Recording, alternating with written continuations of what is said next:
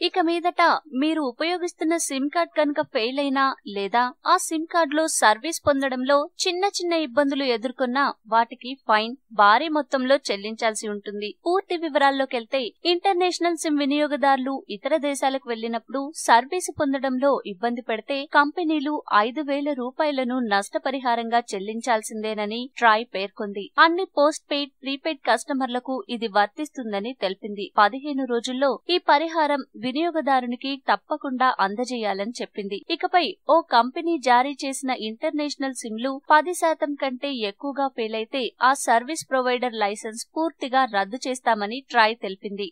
ఈ వీడియో మీకు నచ్చితే లైక్ చేయండి, అందరికీ షేర్ చేయండి, కానీ సబ్స్క్రైబ్ చేయడం మాత్రం మర్చిపోకండి.